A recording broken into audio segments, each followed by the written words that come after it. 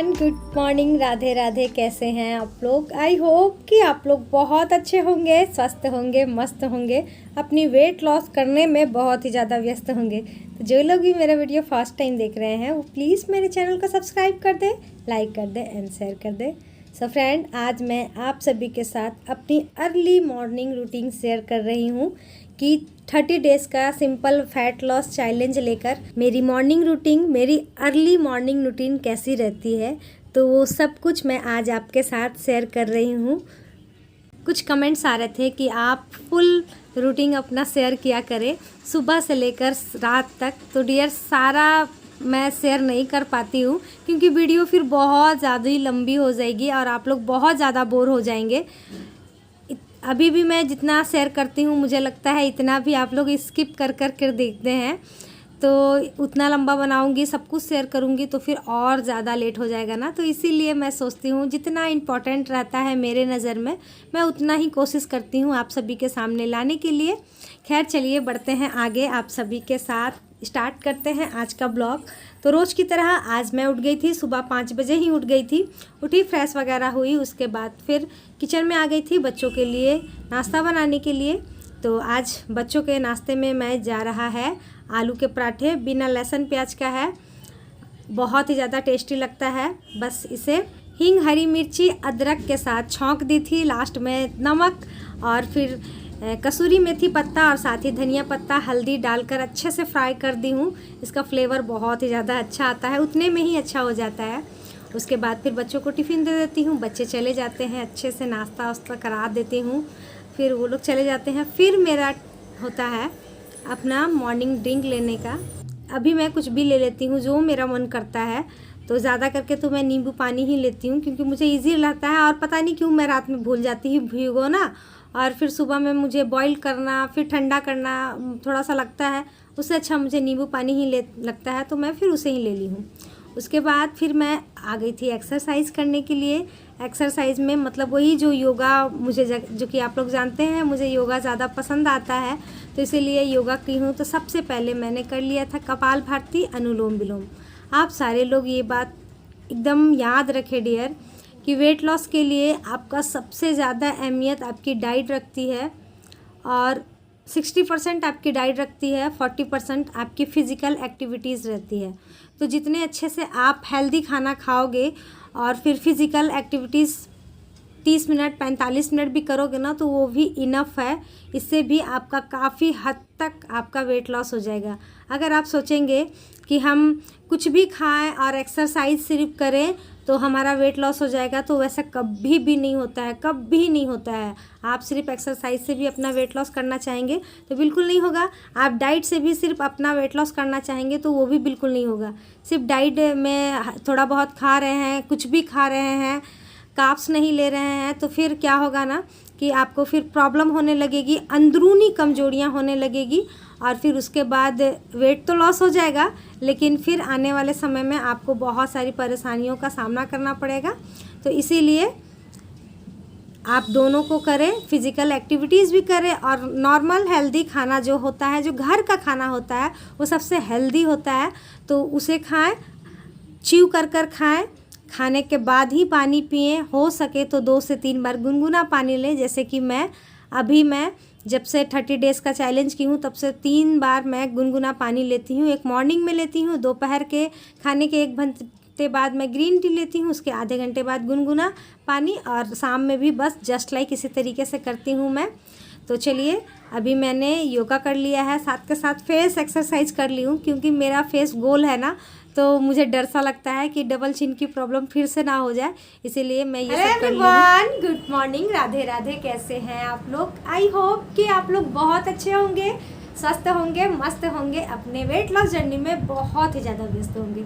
तो जो लोग भी मेरा वीडियो फर्स्ट टाइम देख रहे हैं वो प्लीज़ मेरे चैनल को सब्सक्राइब कर दें, अच्छा लगे तो लाइक भी कर दें, और लगता है कि किसी को ज़रूरत है वेट लॉस की तो आप ज़रूर से ज़रूर शेयर करें ताकि उनको भी हेल्प हो जाए और वो आपको ढेर सारी दुआएं दें, और उसमें से थोड़ी बहुत दुआएं आप मुझे भी पार्सल कर दें। तो फ्रेंड, सब सारा काम काज हो गया है, मैंने नाश्ता भी कर लिया है। नाश्ते में मैं ली थी सत्तू की शरबत, और सत्तू की शरबत कौन कौन पीता है और किसे किसे टेस्टी लगता है कमेंट कर ज़रूर से ज़रूर बताएं। आप सभी की वेट लॉस जर्नी कैसे चल रही है वो भी ज़रूर बताएं। और हाँ, हमारी बहुत सारी सिस्टर लोग का वेट लॉस हो रहा है। बहुत सारे लोग कमेंट कर रहे हैं, किसी का 2 किलो, किसी का 3 किलो, किसी का 4 किलो हो रहा है। तो भाई बधाई हो आप सभी को। बहुत ही सिंपल तरीके से अगर आप सभी का वेट लॉस हो रहा है तो और क्या चाहिए। और इंचेस किसी ने नहीं कमेंट किया है, तो प्लीज़ आप लोग जिनके इंचेस भी हो रहे हैं कम, तो वो लोग भी बताएं कि कितना कितना आप सभी के इंचेस कम हुए हैं। मेरे तो भाई 1-1 इंचेस कम हुए हैं, लेकिन मैं अभी नहीं, एकदम 1 महीने बाद ही आप सभी को शेयर करूँगी कि क्या कम हो रहा। और वैसे भी मेरे बॉडी में मेरे हस्बैंड तो बोलते हैं कि कहाँ से कम करोगी, कहाँ है चर्बी कि तुम कम करोगी। और घर से भी डांट, मतलब सासू माँ बोल रही थी अब क्या हड्डी होना चाहती हो क्या, ऐसे ऐसे करके तो बोल रहे थे वो लोग। लेकिन मेरे हाइट के अनुसार मेरा 2 केजी वेट बढ़ा हुआ था, तो मैं सोची चलो कम से कम 2 किलो भी कम हो जाए तो वो भी बहुत है मेरे लिए।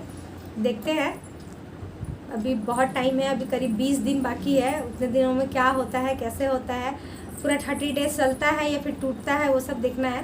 तो खैर ये सब तो बातें हैं। तो अभी दोपहर का खाना नहीं बनाई हूँ, अभी बनाऊँगी जाकर। मैं सोची चलो आप सभी से बातें कर लेते हैं, क्योंकि कल मैं जब ब्लॉग डाली थी ना अपनी शॉपिंग वाली, उसी में से ना कुछ कमेंट्स आए थे जो कि मुझे बहुत इमोशनल कर गए। बहुत बुरा लगता है जब किसी के साथ ऐसा होता है। तो एक आईडी से कमेंट आया था, उनका नाम नहीं था, लेकिन वो कमेंट कर रही थी कि दीदी आप बहुत अच्छी हो। Thank you so much dear.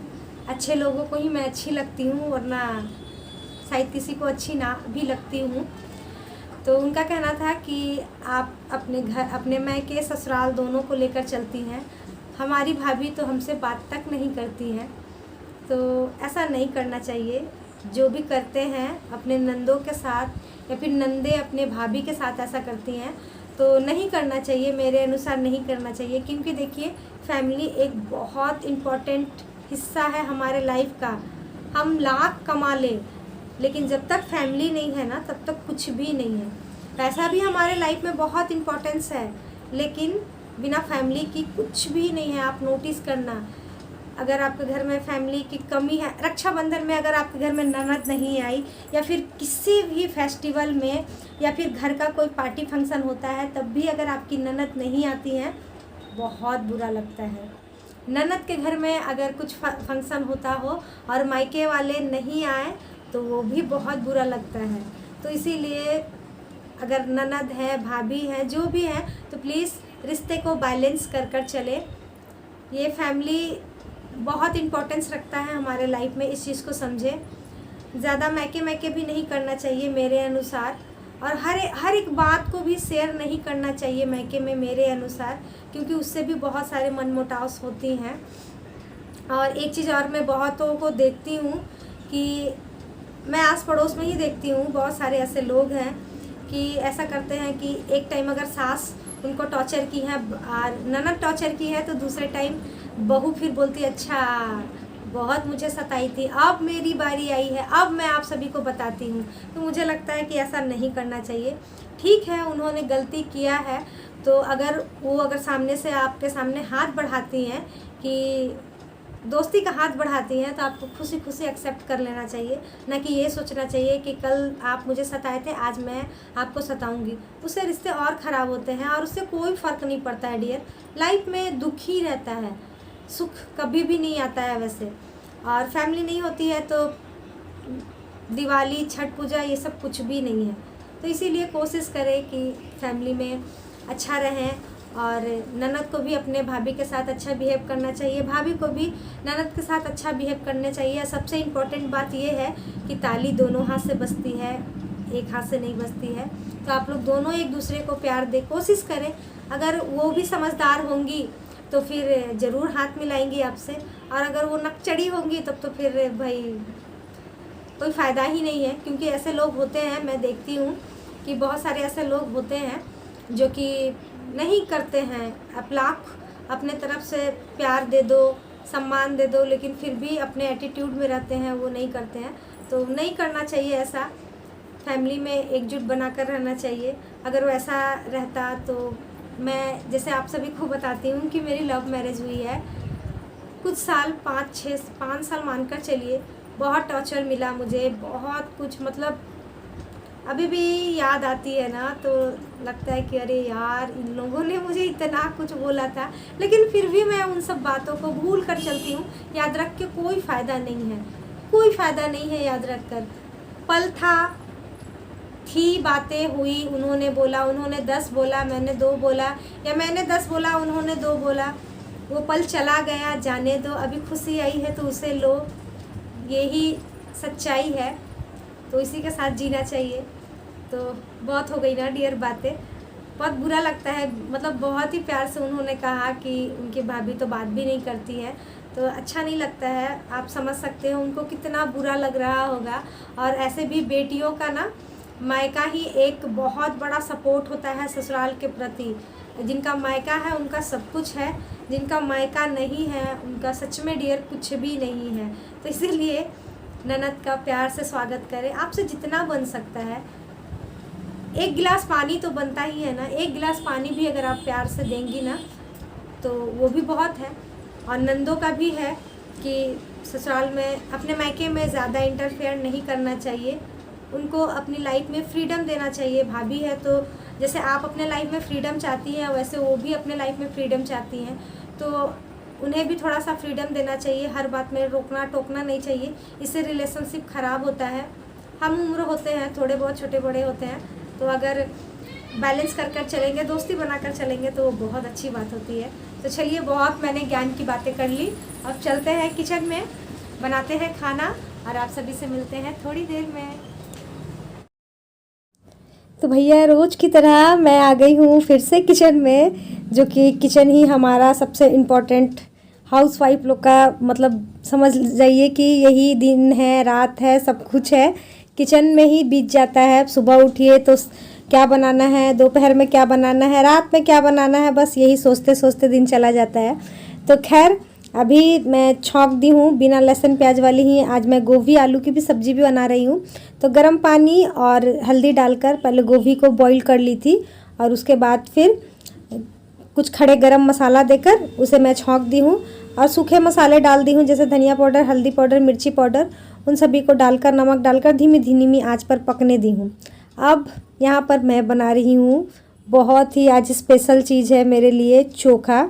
आज मैं संभावना सेठ जी का ब्लॉग देख रही थी, जब उनकी सास आती है ना तो वो सब ब्लॉग मैं ज़रूर देखती हूँ क्योंकि मुझे बहुत अच्छा लगता है। तो वो अपनी बहू को सरप्राइज़ देने के लिए बनाई थी, दाल चावल चोखा बनाई थी। तो उनका चोखा देखकर ना मुझे लगा कि मुझे एकदम सेम इसी तरीके से ही बनाना है चोखा। हालांकि मेरे घर में अधिकतर चोखा जो है वो प्याज को फ्राई करके ही बनाया जाता है, क्योंकि मेरे हस्बैंड भी उसी तरीके से खाते हैं और बेटा भी उसी तरीके से खाता है। लेकिन मुझे ऐसे ही अच्छा लगता है, लेकिन मैं अपने लिए कभी भी नहीं बनाती हूँ। लेकिन मतलब उस ब्लॉग में देखकर मेरा मन हुआ कि आज चाहे जो हो जाए मैं बनाऊंगी तो बस इसी तरीके से बनाऊंगी। तो सब कुछ डाल दी थी, प्याज, लहसुन, हरी मिर्ची, टमाटर को भी जला कर रखी थी उसे भी डाल दी हूँ। फिर नमक डाल दी थी, सरसों तेल कच्चा जो होता है उसे भी डाल दी हूँ और लास्ट में मैं डाल दी थी धनिया की पत्ती। बस इन सभी को मिक्स कर कर अच्छे से रख दूँगी। देखते हैं कौन कौन खाता है। तो देखिए कितना प्यारा लग रहा है ना, सच में वाकई में बहुत ही ज़्यादा टेस्टी लग रहा था। बस लिट्टी की कमी थी वाकई में। ब्लॉग में भी उन्होंने भी यही कहा था और मुझे भी बिल्कुल ऐसा ही लगा और हस्बैंड जी भी यही बोल रहे थे कि ये चोखा बस लिट्टी की कमी थी, चावल के साथ नहीं बननी थी। जब तक चोखा बना रही थी तब तक मेरी आलू गोभी की सब्जी भी हो गई है। हो गया है तैयार। अब मैं लगा दे रही हूँ सभी के लिए खाना, क्योंकि आज मैं सब्जी लेट से बनाई ना, तो चलो साथ के साथ खाना भी लगा देते हैं क्योंकि बच्चे भी आ गए हैं। तो यहाँ पर सभी की थाली लगा रही हूँ और आप लोग नोटिस करना, मतलब मेरे घर में हम लोग 4 लोग रहते हैं, मैं, मेरे हस्बैंड जी और दोनों बच्चे। सासू माँ भी कभी कभी आते जाते रहती हैं। तो सबसे कम चावल हुआ, रोटी हुआ, वो मैं ही खाती हूँ। ऐसा लगता है कि घर के सबसे छोटे सदस्य में मैं ही हूँ। बहुत ही कम खाना हो गया है मेरा, बहुत ही लास्ट वाली जो थाली है ना वो मेरी है। सबसे कम चावल भी रहता है, रोटी भी मेरी ही कम रहती है।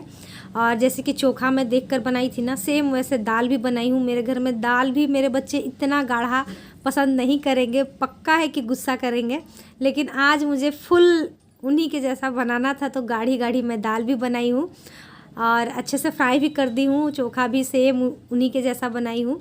तो खैर देखते हैं क्या होता है। मुझे तो भाई बहुत पसंद आया था, हस्बैंड जी को भी खाना बहुत पसंद आया था। तो ये है मेरी बेटी की थाली, ये है मेरे बेटा का थाली और वो है मेरा थाली जिसमें दाल नहीं थी, मैं कटोरी में अलग से ले ली हूँ। और ये वाली है मेरे हस्बैंड जी की थाली। पहले मैं इतना चावल खाती थी डियर, आप लोग यकीन नहीं करोगे, मैं भी मेरे हस्बैंड जितना ही खाना खाया करती थी, लेकिन आज घर में सबसे कम खाती हूँ। तो यही होता है कि अगर आपका जो मन करता है आप वो खाओ, लेकिन सही तरीके से आप खाओगे ना तो आपका वेट बिल्कुल भी गेन नहीं। एंड अभी शाम के बज रहे हैं, कितना टाइम हो रहा मिस्टी? 4:15 हो रहा है। और यहाँ पर मेरा टाइम हो गया है ग्रीन टी पीने का। तो आज नींबू कम लग रहा था इसलिए मैं फिर से लेकर आई, अब मज़ा आएगा। इस तरीके से ना थोड़ा सा खट्टापन आ जाता है ना तो मुझे खाना बहुत ही अच्छे से डाइजेस्ट हो जाता है, इसीलिए मैं इस तरीके का नींबू पानी पीती हूँ। और किसी ने मुझसे पूछा था कि ये वाले कप मैं कितना में ली थी, तो ये बस 40 रुपीज़ का ही था और मैं मेले से लेकर आई थी, गणेश पूजा मेला में जब गई थी ना। तो चलिए फ्रेंड, इसे पीते हैं और साथ के साथ मैं अभी जा रही हूँ वीडियो को एडिट करने के लिए। तो आप सभी से मिलते हैं शाम में। तो फ्रेंड्स, सुबह के 5 बजे से अभी शाम के 4 बज गए हैं, बीत गए हैं। आपने देखा कंटिन्यूसली मैं कुछ ना कुछ काम करते रही हूँ। और अगर मुझे वीडियो एडिटिंग नहीं करनी रहती ना तो दोपहर के खाने के बाद मैं घर का सारा काम काज करने के बाद ज़रूर आधे घंटे का आराम करती। आप लोग ज़रूर करना, आराम भी शरीर को बहुत ज़्यादा ज़रूरी होता है। तो मैं नहीं कर सकती हूँ, समझ लीजिए बैठ के जो एडिटिंग करती हूँ तो वही मेरा आराम है। लेकिन हाँ, मेंटल थोड़ा सा प्रॉब्लम रहता है, थोड़े से टेंशन रहती है। एडिटिंग करने के समय में हर एक बात को ध्यान में रखना पड़ता है, बहुत कुछ करना पड़ता है। तो इसीलिए समझिए एक तरह से आराम है भी और नहीं भी। तो शाम हो गया था, करते करते मेरा शाम हो गया था। और यहाँ पर मैं बहुत रिक्वेस्ट की थी मिष्टी से शाम बत्ती देने के लिए, क्योंकि मेरा वीडियो अपलोड ही नहीं हुआ था। आप देख सकते हैं इस तरीके से ना हाथ में लेकर करना पड़ता है, नहीं तो नेटवर्क का बहुत प्रॉब्लम रहता है। तो फिर वो मान गई, दे दी। और अभी शाम के बज रहे थे 7। अभी आज फिर मैं ओट्स वाली खीर ही बनाई थी, सॉरी। तो मेरा तो हो गया है डिनर। अब मैं उन लोगों के लिए बनाऊंगी जो भी मेरा खाना है। तो सुबह 5 बजे से लेकर शाम के 7 बजे तक का रूटीन तो मैं शेयर कर दी हूँ कि क्या खाती हूँ क्या नहीं। काम अभी भी बहुत सारे हैं, वो सब मुझे करना है। तो आज के लिए यहीं तक, कल फिर मिलते हैं, बाय बाय।